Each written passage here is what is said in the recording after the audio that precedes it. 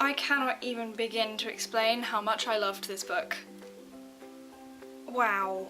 I read this book, Infinite Sky, by CJ Flood, during my 30-day reading challenge just this month, and oh my goodness.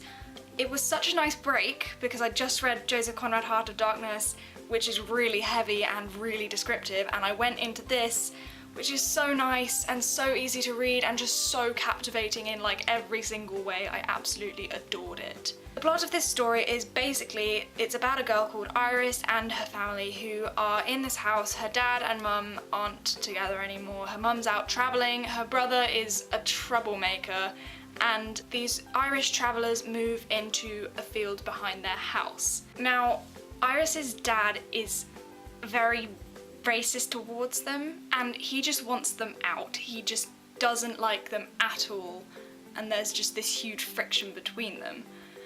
And it's basically about an unlikely friendship that Iris forms with one of the travellers, Patrick.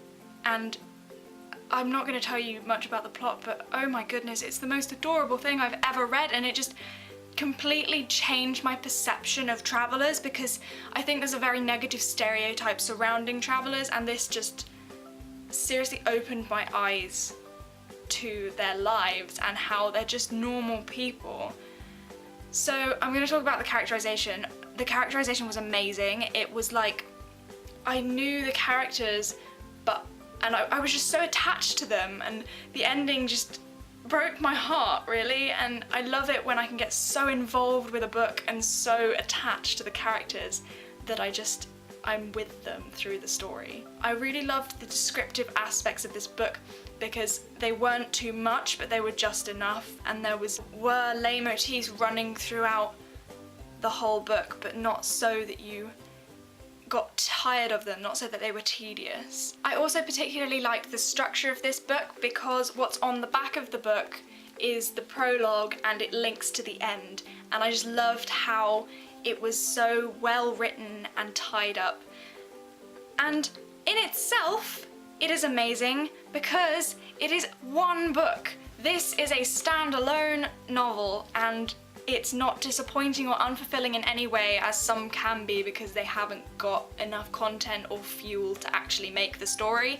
This has enough content to make the story and enough to keep you reading, but when it gets to the end, you feel fulfilled and emotional and just, yes, wow. And I know how great it is to have standalone books, and I love them because there's so many trilogies about, and it's just like, give me one book that's just amazing and I can just love that book.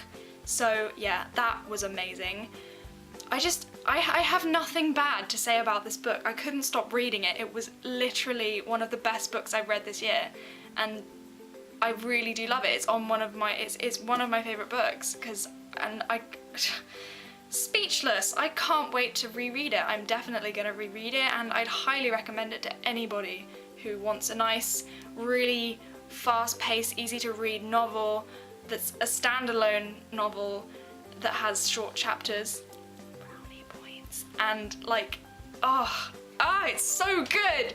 So yes, I recommend this, and it's beautiful as well. The cover is beautiful, the inside is beautiful. If you want to see more of it, it's on my Beautiful Books video, but yes, that's gonna be the end of my review because I could just ramble on about this forever. So 5 stars out of 5. I think you saw that coming, but highly recommended.